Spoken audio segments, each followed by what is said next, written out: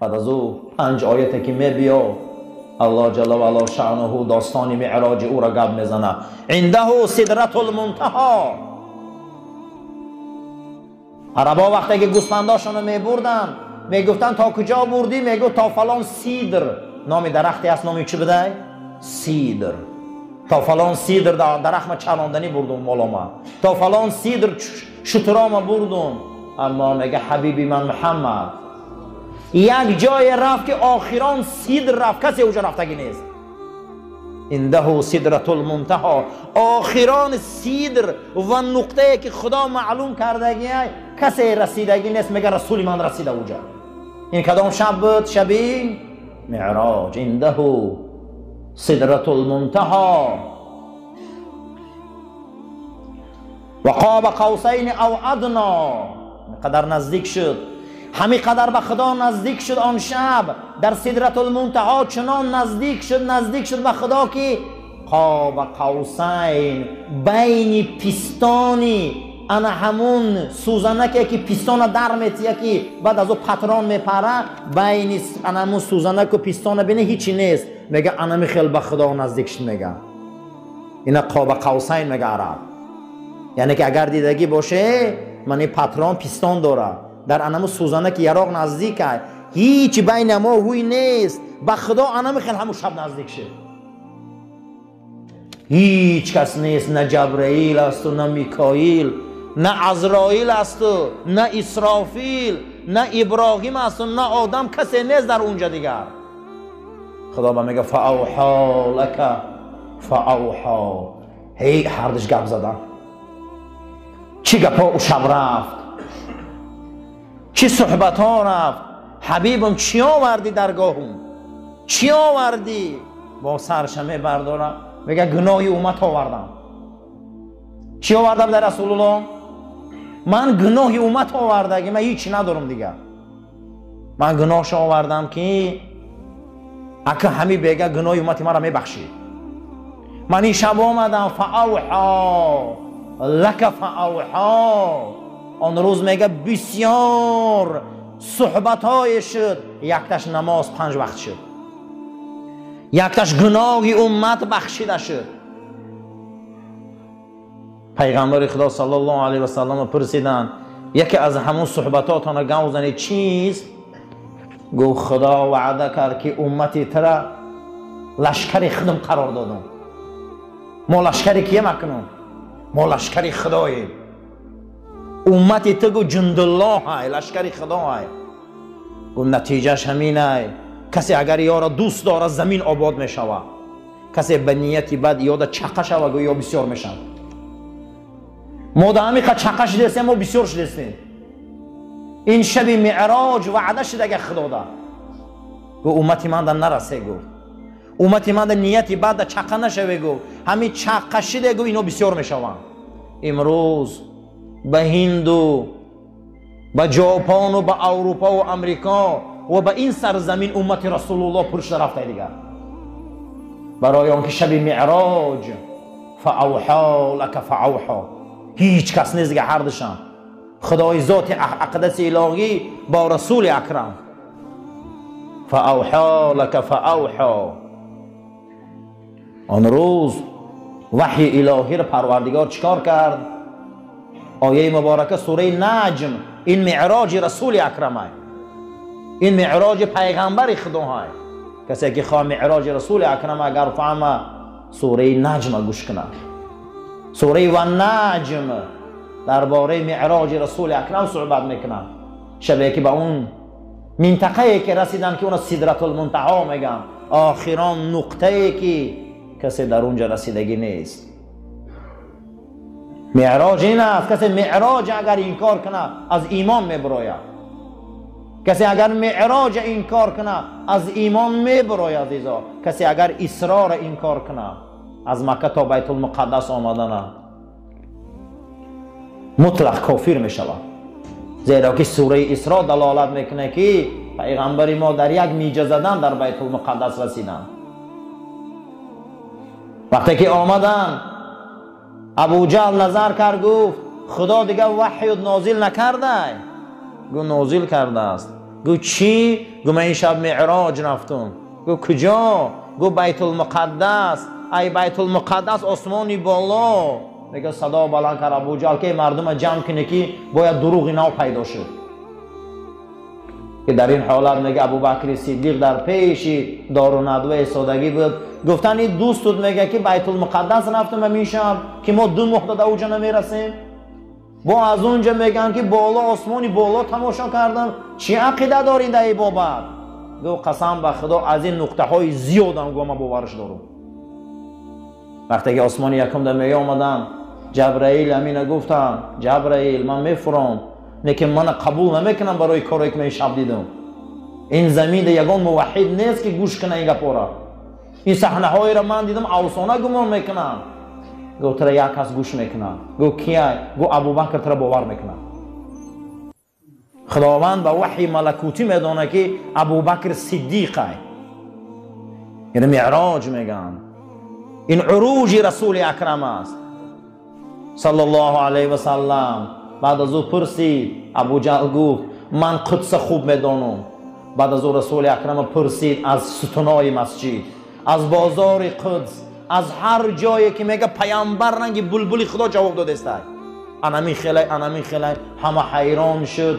بعد از او گفت ما کاروان را راهی کردیم. اما کاروان دیدی در راه؟ گفت دیدم. یک شترشان هوش دیگه بده شترشان در راه در آوردم بود. گفت کی میرسه کاروان؟ گفت آفتابم میشینه کاروان میرسه. ابوبکر میگه دست و پا من لرزه گرفته که این چخلی که بدیلی پر گپ میزنه. این میشده باشه همین کاریان نه. همین آفتابم شیشت میگه که زنگوله کاروان زده شد کاروان مکه در آمد. این معجزه رسول اکرم است. معجزه های احمد است که خداوند دنیا را پردش اون ساعت ها برای رسول الله میبرداره. فیلم ها را میبینه رسول الله. فیلم قیامت همون شب تماشا میکنه. زنای در درون جهنمن، زنان در دهن مارن، مردای اینن، انا اینن، همه را میبینه. بعد از معراج میبیا دین ما استوار میشود. و سبحان الذی اسرا نظر کن.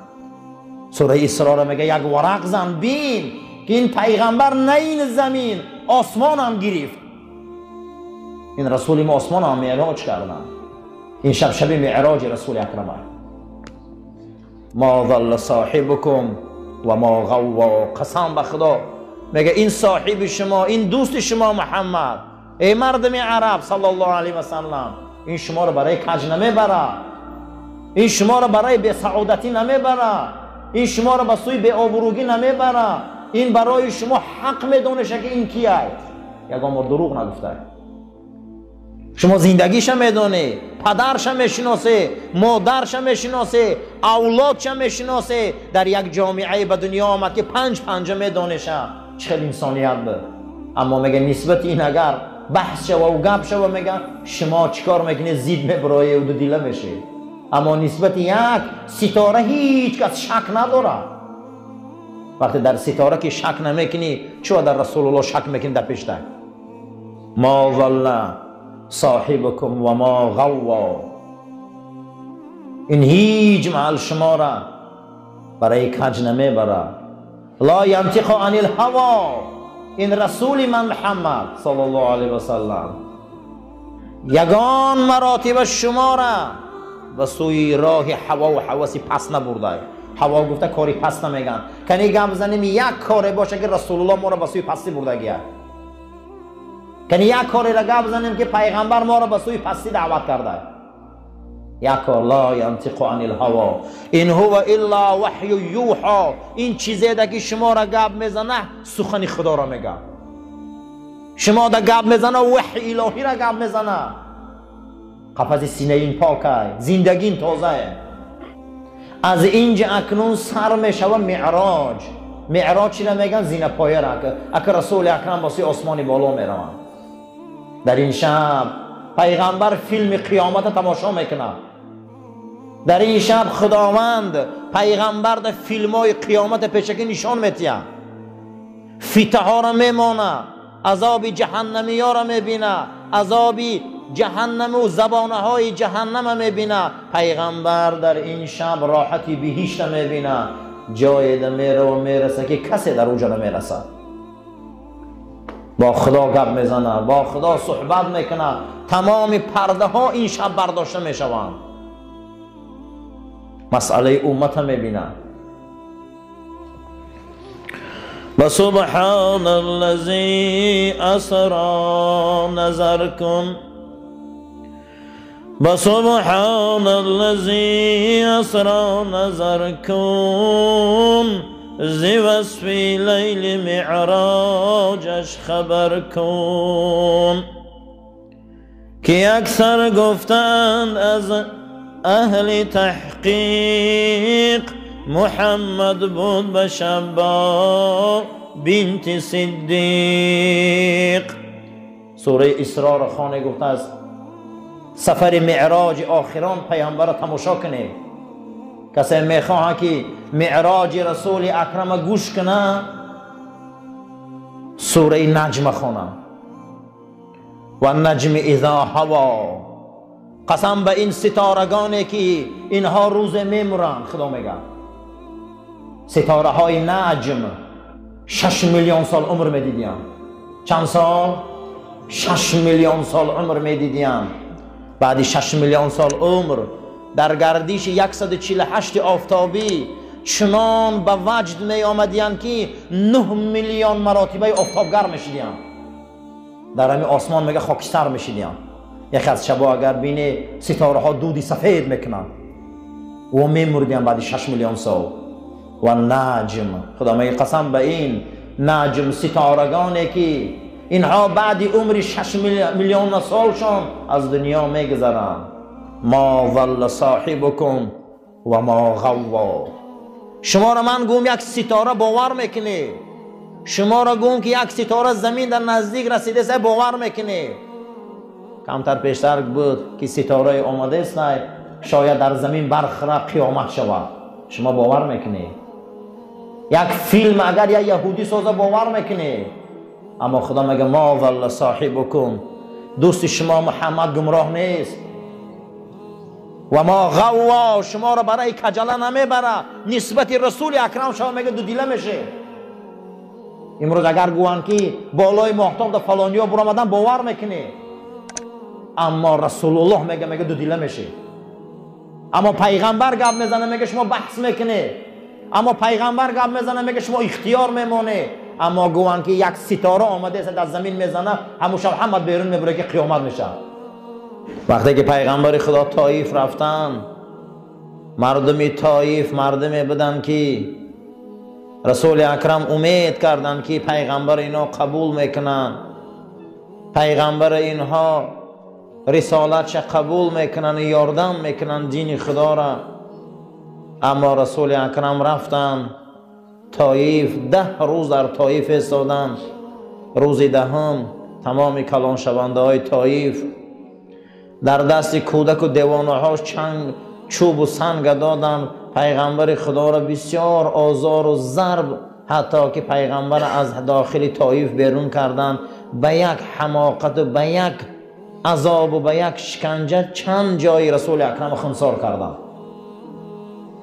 ما این خیلی گمان نکنیم که اسلام به آسانی آمدگی. وقتی که طایف رفتن رسول اکرم 10 روز در طایف ایستادن، پیغمبر کسی قبول نکرد.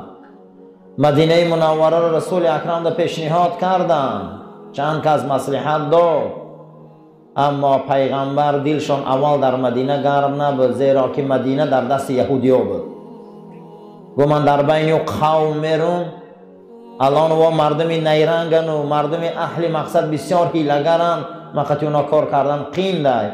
پیامبر نیتشان آرزوشان طایف بود، اما طایف رفتن به جایی که اونها دستگیری کنن، به جای پیغمبر را قبول کنن، پیغمبر را به چوب و سنگ زده از طایف بیرون کردن. وقتی که در راه می آمد همین گونه زیق از طایف بیرون شدن، خداوند، حدیث امام طبرانی روایت میکنه، خداوند تمام ابرهای آسمان ملائکش امر کرد که ابرها را جمع کنن از طایف تا مکه. چند قدر راه است میگه تمام ابرها را ملائکه ها جمع کردن بالای سر رسول اکرم آوردن که پیغمبر گرمید عذاب نکشند. وقتی که از طائف پیامبر اکرم میبر آمدن بسیار پیامبر در طائف غم دادن.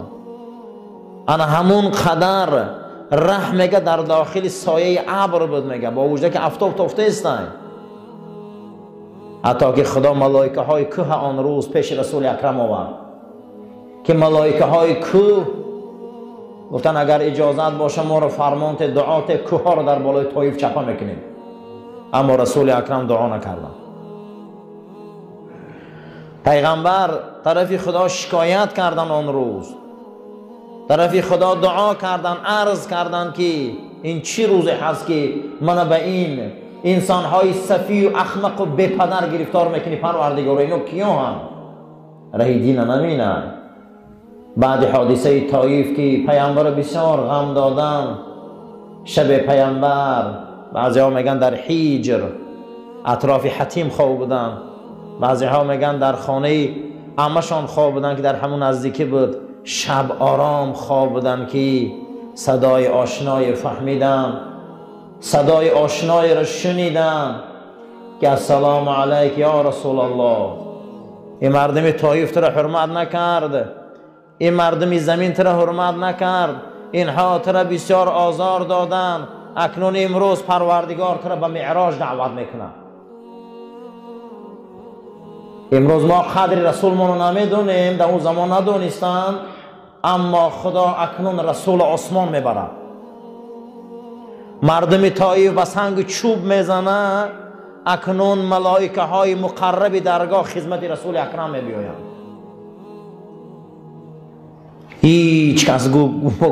هیچ کس گمان نکنه که آبروی رسول اکرم میریزانه، هیچ کس گمان نکنه که آبروی پیغمبر میروه. طائف تا وقت رسول اکرم غم دادن، طائف تا وقت پیغمبر خونش ریزاندن، پیغمبر چهره شکفاندن، پیغمبر پاش خونسار کردن، اینقدر ملائک خدمت آمد.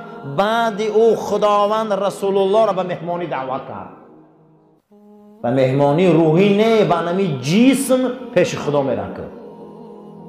این علامتی چی بود؟ علامتی این بود که در طائف رسول اکرم قدرش ندانستن. بعد حادثه طائف از پیش هجر حتیم میدانی اگر پهلی کعبه را دیده باشه، این که دورکک یک دورچه است. از درون این، از پیش این محبوب خدا جناب پیغمبر اکنون به سوی بیت المقدس میروه. اون شب به سوی چی میروه؟ به سوی بیت المقدس. صدای آشنای را میفهمند صدای آشنای را. در یک روایت که کسی پای من خلاند یک بار، دویم مراتبه کسی پای من خلاند که جماند، سوم بار جنباند که چشمام هوی کردم که جبرائیل ساده. در یک روایت دیگر یک صدا، یک حرکت خنکی در پاچم مقصد دیگر رسید، یک خنکی میخیزم که جبرئیل امین چهره های مبارکش در پای من مونده و گفته است که فرستاده خدا خیز اکنون این شب پروردگار تو را به مهمانی دعوت کرده. بعد این قدر آزار و بعد این قدر شکنجه، بعد این قدر عذاب در راه خدا، اکنون زمین بدگی ها قدر تا ندانستن، امروز تو آسمان میری. اینو میگن اسرا. اسرا چی است؟ سیر شب از مکه به سوی بیت المقدس. سبحان الذی اسرا بعبده لیلا من المسجد الحرام الى المسجد الاقصى بارکنا ما حوله. پاک است و پروردگاره که بندش بلندترین درجه بزرگ نزد خدا در بندگی بده که خداوند رسول الله را این شب بنده میگیره. سبحان الذی اسرا بعبده لیلا من المسجد الحرام.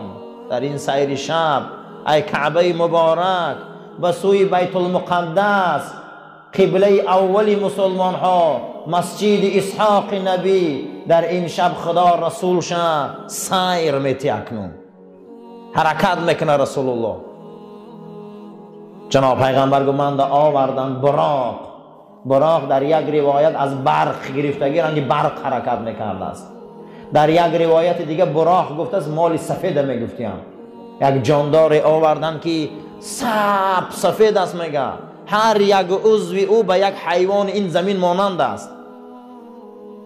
از خر بزرگتر و از اسب پایان به من آوردن. بین حضرت عیسی و بین رسول اکرم خیلی سال بود. میگه براق هم میگه مقصد دیگه سوار شویش، این مقصد سوارنده های درگاه الهی بدن. اینو وقتی پیامبر آمدند میگه براق یک تور گرفت. براق یک چی گرفت؟ میگه یک تور گرفت، لرزی که با جبرائیل امین به ید قدرتش میگه سخت قبید براق که جمیده نمیتونیز. گوه ای براق، ای زمان آدم تا روز قیامت یگان انسان مثل این انسان بزرگ نیست. یگان فرزند آدم مثل این فضیلت نداره. تو میدانی که در پشت تو کی سوار میشه امروز؟ تو چقدر بیقراری داری؟ گو بیقراری از برای اینه که تستر بیاید. میگه براق یک لرزید، میگم یک تور گرفت که جبرئیل امین میگه لجامش سخت قبید که ای زمان آدم تا زمان تا روز قیامت یگان انسان در فضیلت مثل این نیست که در پشت تو سوار شده باشه. بعد میگه ما براق سوار شدیم، کجایی ده که چشمش میدید همونجا پاشم میماند. ما آمدیم زمین پیغمبرا بیت المقدس که در اینجا تمام پیغمبرا آمده بودند و در اینجا من بستم. در انا همون جایی که پیغمبرا اسباشان و مقصد مرکباشان بسته بودند، در یک روایت من داخلی بس مسجد بیت المقدس شدم. از اینجا در اینجا من نماز خواندم. در یک روایت دیگر که تمام پیغمبران در همینجا رسول اکرم امامی کردند. حتی که روایت امام طبرانی که چه سبب شد میگه پیغمبر از مکه بیت المقدس آمد، سببش همینه. میگه که این دلالت و دلیلی از این میکنه که این زمین مال مسلمان ها است. این زمین در دست مسلمان ها فتح میشود. بعد رسول اکرم این زمین 3 بار فتح شد، 3 بار ای دستشان رفت. با یکی از نشانه های قیامت همینه که این زمین در دست مسلمان ها فتح میشود. برای پیغمبری ما معراجش همینجا بود. آمد براق بست 2 رکعت نماز با تمام پیغمبرا خواندن تا انا همینجا نامش اسراء های. چیه؟ اسراء. یعنی که ما در قرآن سوره داره با نام چی؟ اسراء. این شبی هست که رسول الله به آسمان دنیا رفتن. برای همین این شبا صلوات زیاد کنید، دعا و خواندن قرآن زیاد کنید، استغفار زیاد کنید، زیرا که علما اتفاق دارن که شب 27 رجب رسول اکرم معراج رفتیم. پروردگار ما را برای راست هدایت کن، از بلا آفت و کلفت ما را نگهبان باش. این مسجد پروردگار را آباد و زیبا نگه دار. خداوند عاقبت کار ما را به خیر گردان و ایمان ما را به سلامت گردان. آمین یا رب العالمین. تلفناتون خاموش کنید.